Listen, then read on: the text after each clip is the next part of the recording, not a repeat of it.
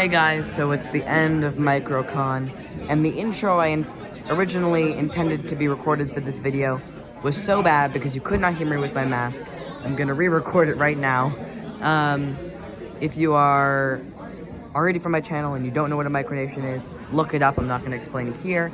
If you're already from the micronational community and you're watching this video to observe Microcon, or you were there and you wanna review it again, cool. And yeah, that's pretty much it.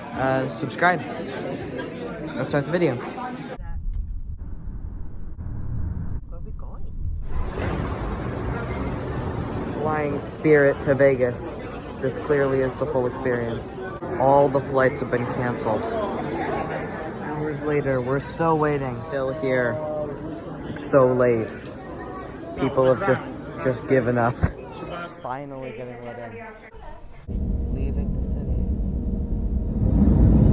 We're finally here. So late. You're right, we're early. Hey, we're early. To being early. Okay, so it's the morning in the hotel and I'm going to meet Nico and Ben. So I'm going to do that now. And then later today, we will have the first event.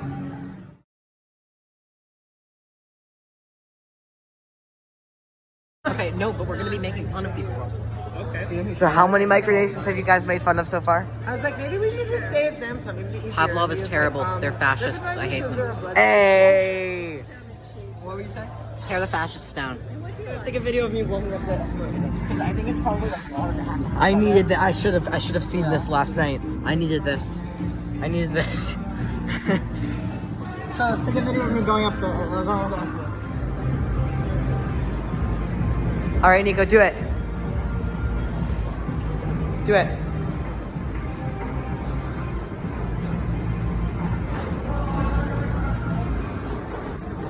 What, am I not putting anywhere? Renzo Weasels. I am from Newfoundland. Can I please put in the video? Sorry, Logan. I am so sorry. Sorry. Oh, here. We're heading to Microcon. Hello. Getting the camera. It's Weed Cab. All right, the first event. Right. We'll see. Gentlemen, in the back. All right, we're heading to Microcon. Hello. Heading to Samstown Casino. Samstown Casino, home of. This is the president. Be professional, please. I'm yeah. Well, Sleepy Joe. well, I mean, in the East Flamingo Road, West Flamingo Road was like a few miles back. Oh, you're recording stuff. Also, Nico, I'm gonna sell this whole video to. Oh my god. Look, it's the GNC. I really am Sleepy Joe. Where's the GNC? GNC? Oh my god. GNC? Nope. I'll sell this video to Excelsior for like 10,000 XLs per minute. Maybe it depends. Well, we'll see. Cab driver is so confused. He is.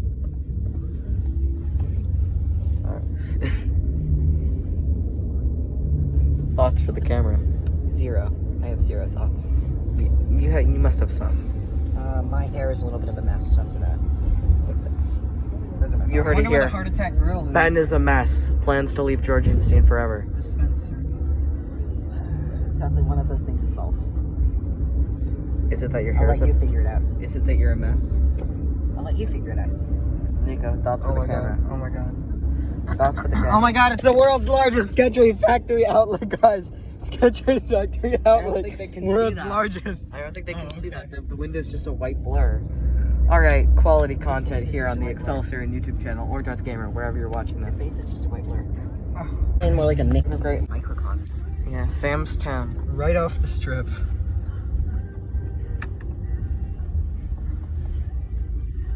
This is where Wyatt is staying. The glorious place of Oh, for a second I thought it said gambling hall, and I was about to lose it, but it says gambling hall. Alright, we're in now. Just spoke with Christine of Psycholdy. Going through here. People are still showing up. We're gonna pick a table. This will be fun. Just set up the board. We're all here. People are starting to arrive. We'll take a picture. We're right next to the glorious rock. May it live forever. What's that? The Order of the Polar Cross. We all get it. Oh, cool. Nice to add to the uniforms. Plus, we all also get sweets. This is so fun. Look at this. Yeah. All right, so it's the morning. We're heading to the next event. Nico, what is it?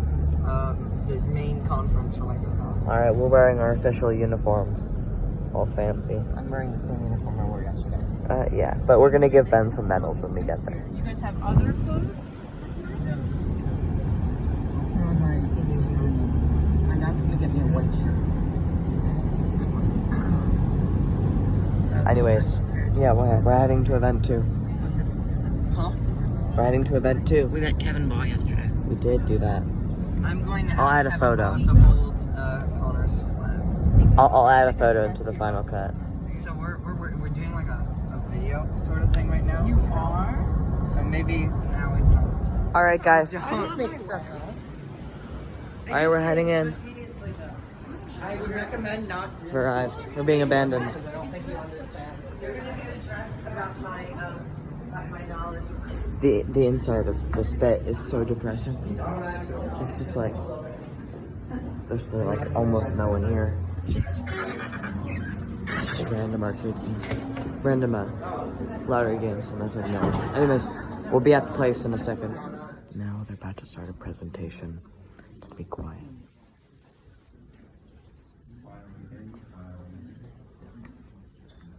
All right. Your Majesties, Your Highnesses, Your Excellencies, ladies and gentlemen, good morning. Good morning. Good morning. I am Grand Duke Travis of West Arctica,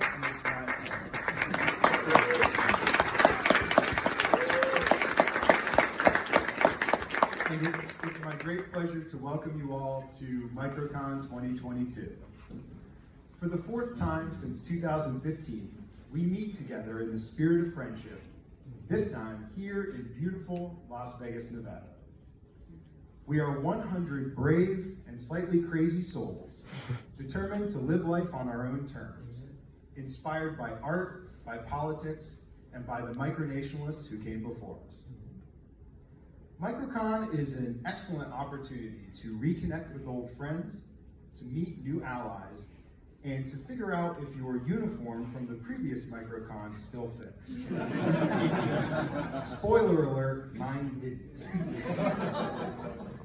It's also a chance to be a part of the fellowship of Micronations. Everyone here today is a part of the community of Micronations. By attending events like this, you set yourself apart from the faceless masses who are hiding behind their computer screens. I've attended every Microcon since 2015, and I continue to be inspired and enriched by my fellow Micronationalists. For example, just yesterday, I learned that the Republic of Soundland has a zip line in their country.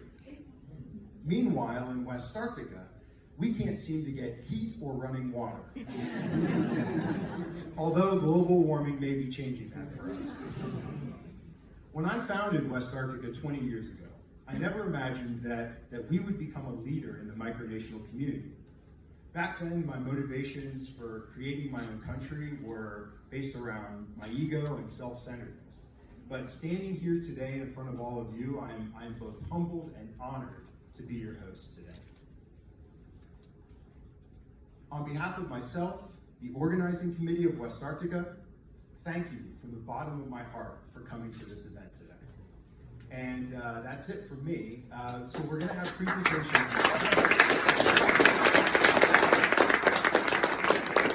So we're going to have presentations now. Each speaker will get 15 minutes allotted to them, but if you need a little extra, I'd prefer if you needed a little less. I'll be sitting right here. I'll sort of give you the cue to it's time to wrap it up.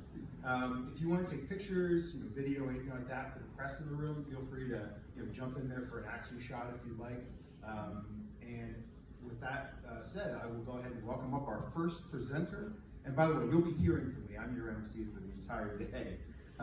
So the first one is Prince Philip of Pibo Sip. Bossip. Yep. Possum. I just wanted to say that thank you to the host, the Grand Duke McHenry, the founder, Queen Anastasia, President Bo, King George 2.0 and some of the other members. And I also recognize that some of our beloved members that I would have hoped to see didn't make it. We have His Territorial Highness King Arthur of Homestead, and I recall that Dr. Liz was not able to make it, among other people. But I just wanted to welcome you all here, because you know what? We are not just anybody. People might discount us, or who knows, maybe even look down on us, but we're not just any old body.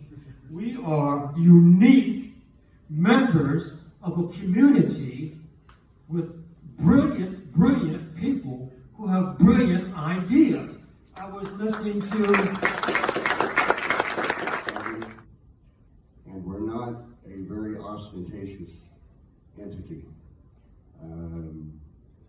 In fact, the pace at which we developed slowed down considerably for a number of years. We were founded in 2007. I became engrossed in personal issues. I was traveling.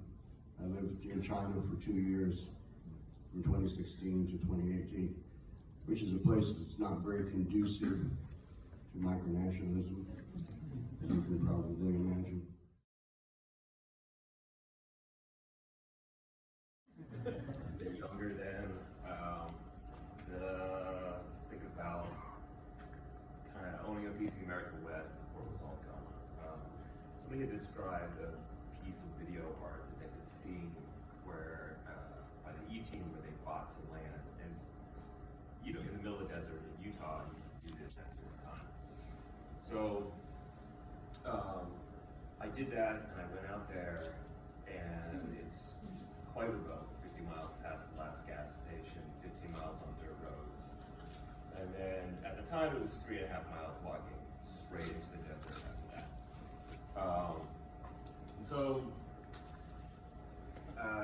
Yeah, there was kind of the like, what do I do with it? So for me it doesn't seem like that long ago, but I guess it kind of was. Bush era. There is, yeah, a lot of things happening politically and with the country, where I felt like, me as an American, whatever, I felt like what's happening, what our country is doing after 9/11, or right before Iraq.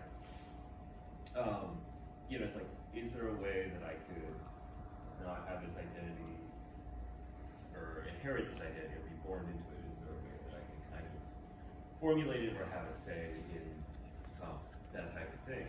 So that was kind of the initial snowball that I rolled down that kind of proverbial hill.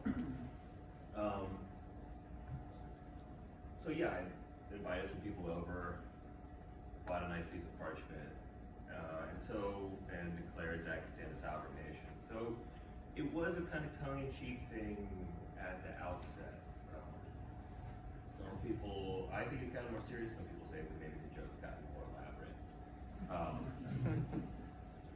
And so, I mean, I kind of, there's a kind of whole history of the kind of projects I've done. So like, over the course of several years, I would go out to Zakistan, talk about it, and enough so that my friends, after like the third or fourth time, were like, okay, we actually have to like, he's spoken enough about it, we have to go check it out. And so, I mean, I would love to like riff on weird Zakistan stories, of which there are many. Tell us.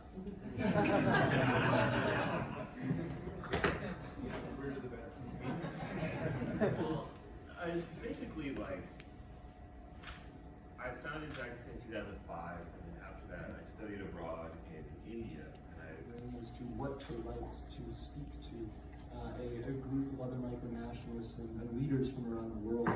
And so I have put together a few words, and I hope they resonate with you. We're the people that looked at the world and said, I'm needing something different. For me, it was every time I saw my parents struggle to pay a bill, to make rent, buy medicine, put food on the table. They always made sure that things worked out in the end, but I wanted to make sure that people didn't have to worry about whether they could afford what they need. So when I was 17 years old, I founded the Empire Returning. When first starting out, I talked to my friends, my family, neighbors, anyone I could get my hands on to know a bit. Even online, I would stream for days, weeks, months at a time to an audience of 0. And I know I'm not alone in that. I know many of you have felt like I have, calling out into the void and not being certain if up and we, either I will be reelected or we'll elect somebody new, and before we do the next induction cycle. There is room for that board to grow. The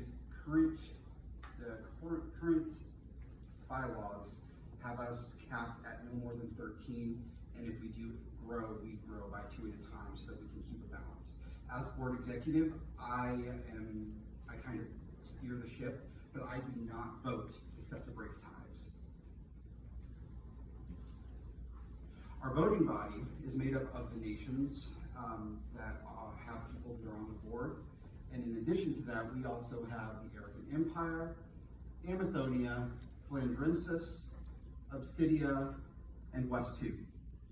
Every single voting nation gets 2 members who vote for the board. After every single cycle, the way that we grow our voting body is 2 nations will be added. If a nation decides to leave the voting body, we don't replace them per se. The method of replacing them is that growth of 2.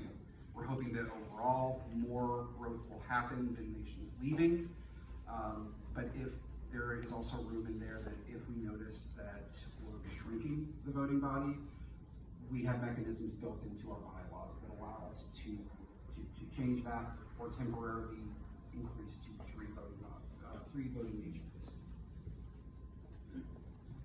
This is the Norton Award, named for Emperor Joshua Norton, and the design of it is actually taken from a combination of the Norton plaque that you can find out in San Francisco and the Norton medal that was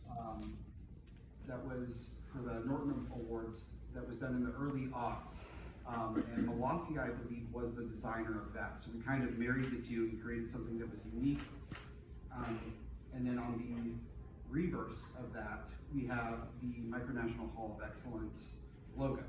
The logo itself was designed as a collaboration between myself, the Deputy Prime Minister of West Arctica, Brandon Cook, and President Stephen Luke of the Cool. So we decided to put that on the reverse so that the effect would be an award that can be displayed either with a more classical feel or something that's a little more modern, depending on the tastes of the person that's being inducted. And that is 3 inches in diameter. It is 4 millimeters thick, and that is a 3D relief that honestly looks a lot better in person.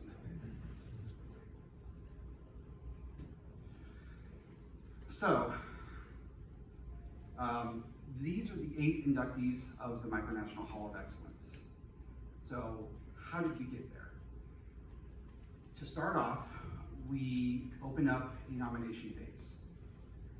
Normally, the hall is going to be up to 4 people at a time, but we decided to kick things off. We wanted to go with a double induction class. After this point, it's going to be 4.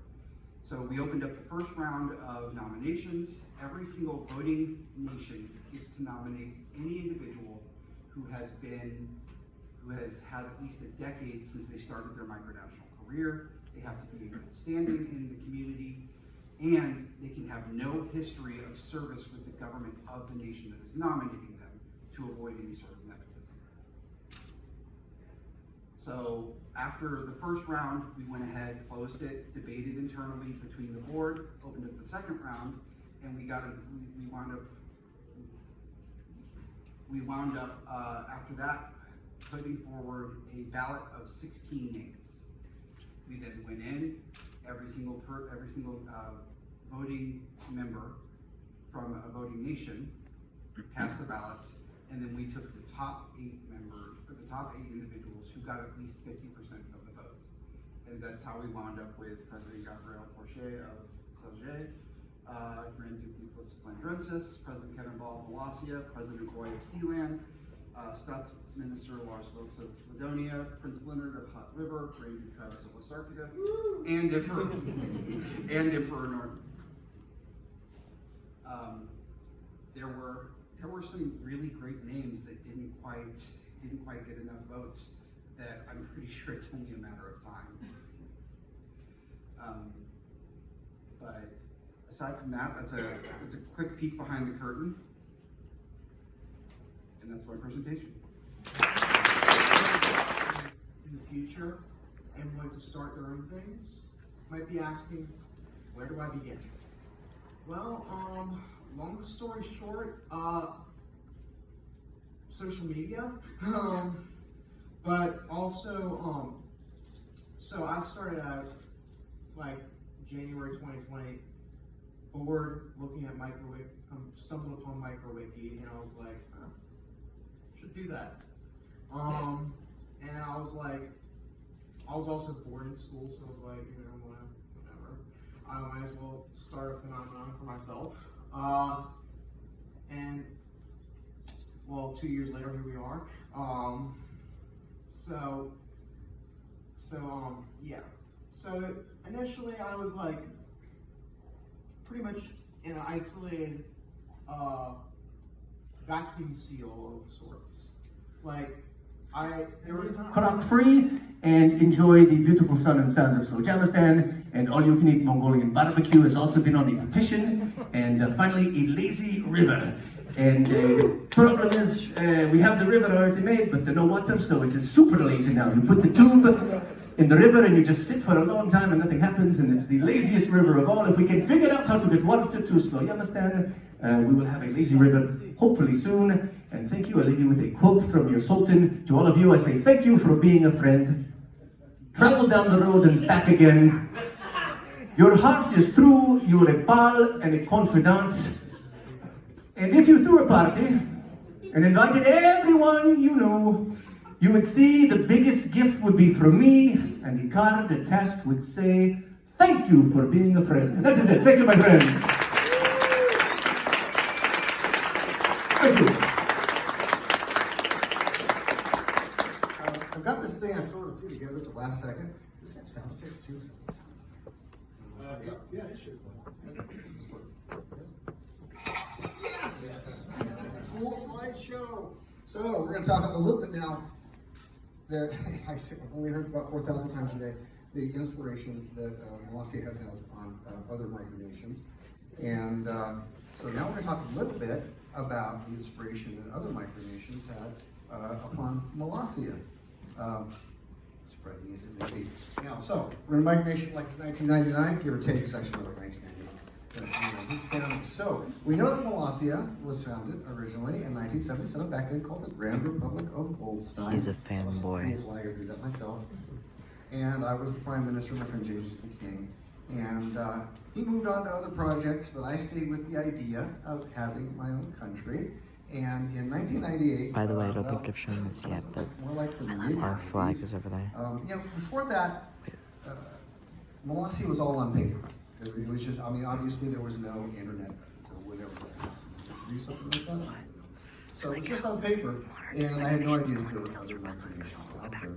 And somewhere in the mid-90s, discovered the internet. Somewhere a little bit after that, discovered that there were micronations. And sort of slowly worked my way into the micronational community. So we started with Goldstein, but in 1998, I changed the name to the Republic of Molossia. How did that happen? Well, back up a little bit. I'm rambling here. I'm kind of tripping down memory lane here. I'm getting, I just turned 60 a little while ago. I'm lucky I got that far with my lifestyle. Anyway, so when I discovered other micronations, one of the very first ones I discovered was the Kingdom of Tolosa. Pretty much everyone here has heard of Tolosa, I think. Yes? Yeah, absolutely. They were sort of a powerhouse, and they were definitely online before Molossia was. And I learned quite a bit from Tolosa. One thing I learned is they don't really do diplomacy very well. I think that there's some comment about Molosse's diplomatic policy being a little, exclusive. We don't really have diplomatic relations with other nations. Well, Tolosa absolutely didn't, and there were definitely the slamming the door type, and that was back in the days of King Ben. Back in the days of King Ben. He I think, got himself moved on after a while, and that's an entirely different story. So I did learn that, but I also learned about community. And micronations, the better micronations, are actually communities. There are collections of people, like established nations, if you will. There's different layers, and Tolosa had a hyperactive, legislative branch in many political parties, about a bazillion states, a language that no one understands, that kind of thing. So I learned a little bit from Tolosa, and then I started to take Molossia online because it became part of, not those guys, these guys, the United Provinces of Utopia. Now, I should have reversed those slides. The United Provinces of Utopia were kind of a little communist micronation. Rob Hart in Pennsylvania, he had about 1 million micronations, and this is the one that I sort of ran into around 1997. So when Molossia went from being Holstein to Molossia, we, I guess, joined Utopia as a province, and sort of learning my way. Is it working okay? Yeah. Sort of learning my way there. And the one big takeaway, besides just learning how micronations work and also learning that they go away quickly, which is pretty much what happened with Utopia. Anyway, but was chocolate chip cookie dough, because everyone knows that Molossia's currency is based on chocolate chip cookie dough. Yes, absolutely, it's delicious stuff. And Utopia is a bunch of college kids in Pennsylvania, and they would get together for what they call Cookie Dough Fest, which was chocolate chip cookie dough. Back when it was not safe to eat, and they would eat it raw and watch bad monster movies, and we definitely adopted that in Molossia because he doesn't like chocolate chip. And of course, it's like, what, bad, like Tremors and stuff. That's a classic, right? Yeah, all right, okay, cool. So anyway, but they went away. Utopia, apparently Rob Hart, it was around the Columbine thing, and so he was part of the trench coat mafia in his local school, and that didn't end well for him. So suddenly, bam, there was no more Utopia, and Molossia was on its own. So for a little while, we were the People's Democratic Republic of Molossia, and that was like our first foray online. Now we can go back, right? How's it go? Oh, wrong way. Oh my goodness, I'm reading ahead. I didn't stop. Nope. All right.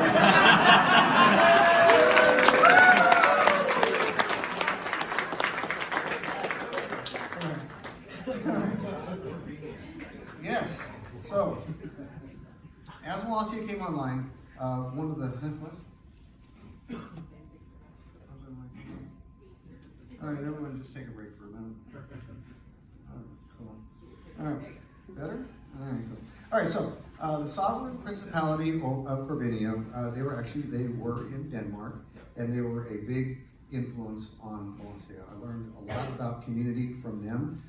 They actually had, before the days of identity theft, a database. On my database, you could see all of their citizens, all the way from the top, all the way down to the bottom, including pictures and so forth. I don't think people do that anymore. That's probably a bad thing. But probably the biggest epiphanal moment was with these guys in probably my entire micronational existence, because they claimed actual land on Earth. Now, up to this point, Molossia had sort of fictional places. We even had like a little newsletter, and there was such and such province with palm trees, because there were palm trees.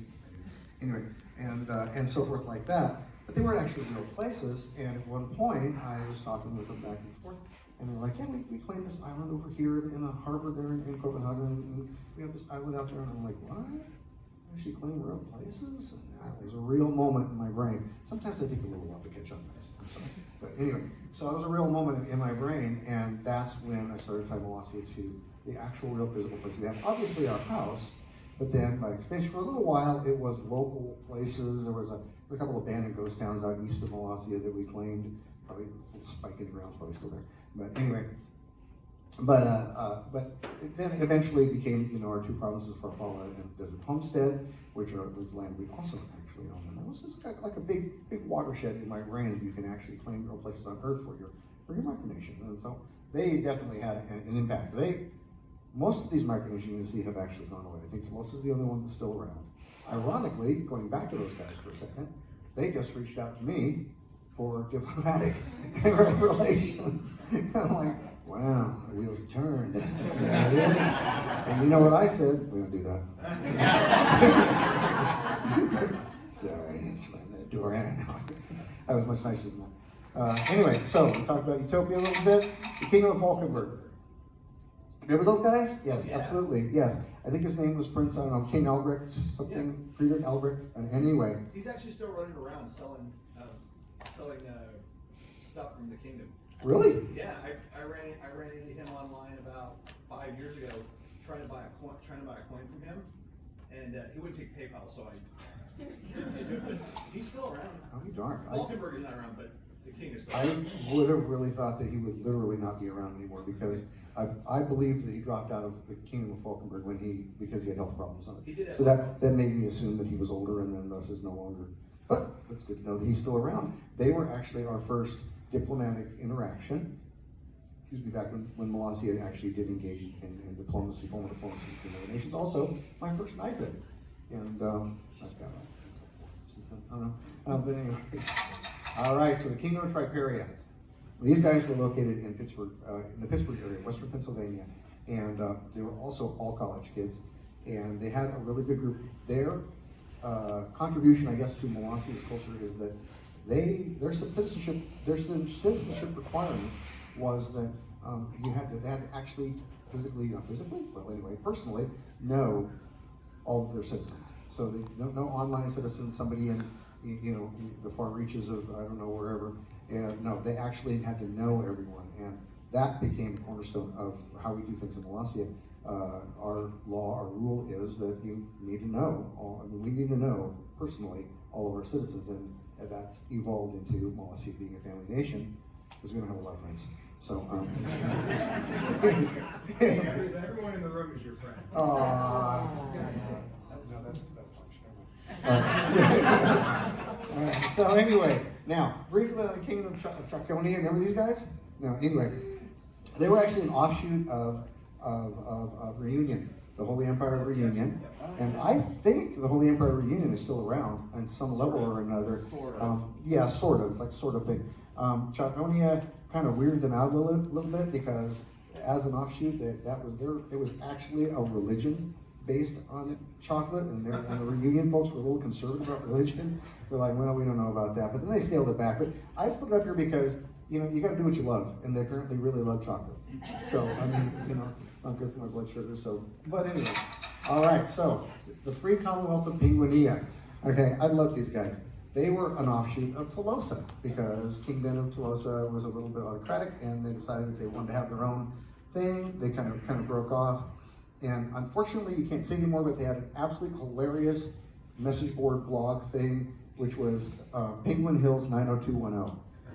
And I mean, if you kind of knew some of their citizens and all the weird stuff that happened with them, it was hysterical. I would read it over and over again. I didn't know these guys, but it was pretty funny. But again, community. And community, I think, is very important for Micronations.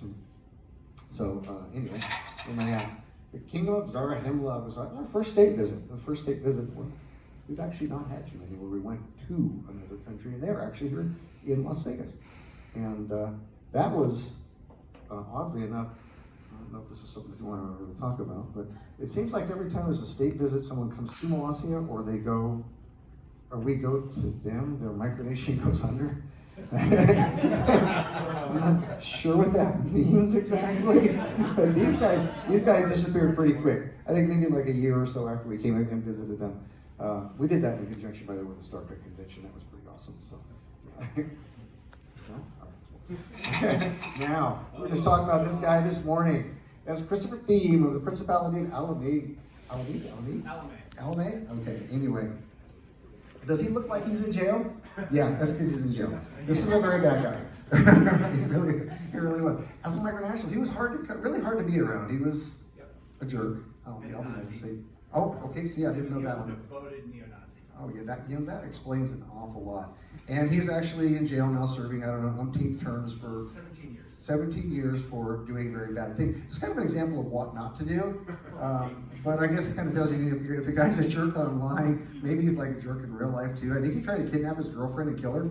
Something like that. He tried to hire a hitman to kill his ex-girlfriend. Ex-girlfriend, yeah, absolutely. To kidnap her and then murder her after they held on to her for long enough for him to drain her bank accounts and sell her house so that he could pay the hitman with the proceeds. This was a year after he'd gotten out of a 7-year stretch in New Jersey's penitentiary for assaulting a woman with a pool cue and then running naked through the campus of Rutgers University. I knew that part. I knew that. What you don't know is that during the Rutgers incident, right after he got arrested, he called me when I was working for the U.S. Marshals and tried to get me to get him out of the United States by telling me the FBI was after him because he was working for the mob in Philadelphia. Oh yes. He was a lunatic. He was. He was a crazy guy. He was. And he was very hard to deal with just as a micronationalist. So, all right, so where are we at? Okay, Novaroma. Novaroma's pretty awesome. They I think they're still around. I just checked their website the other day, and they're kind of like a, what's it called? Well, reenacting type thing. They're kind of Roman reenacting type thing, and I really like that because again, it was such a real world deal. And I'm a big fan of make your micronation as real and as real world as you possibly can. And these guys definitely do. I'm not sure that running around Togo would really be my thing, but it's, you know, it works for them. And then we have Lucas Dan. You know, I actually remember these guys. Lucas Dan is, they were never in, I guess, the standard micronationalist role. Apparently the guys, I don't remember what his first name is, obviously his last name is Lucas. And anyway, they won an island out somewhere out in the Pacific with that hand of cards right there, and then proceeded to create this micronation, if you will. And it's very tongue-in-cheek, and it taught me it was okay to laugh a little bit about and with your nation. For example, their great seal was literally a picture of a seal. Yeah, absolutely. And you can see that's the card thing right there. These colors run. Their ruler was the Grand Panjandrum, and not to be confused with Molasia's Great Panjandrum, which is our, you know, one of our secret wonder weapons.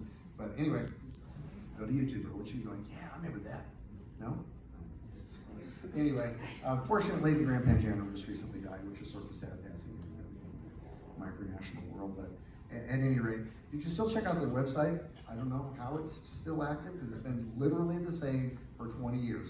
Nothing has changed there except for, you know, and those are some of the micronations that really touched Molossia early on when we first came online. Of course, there are many, many more. Don't mean to diss anybody in the studio audience that hey, wait a minute, what about me? Didn't we talk about that once or twice? No, of course. But this was that moment when we came online to see what we could do with this micronation idea, and you know, kind of probably know what we've done since then. I don't know if you noticed that we haven't come here yourself, but anyway, I guess that's it.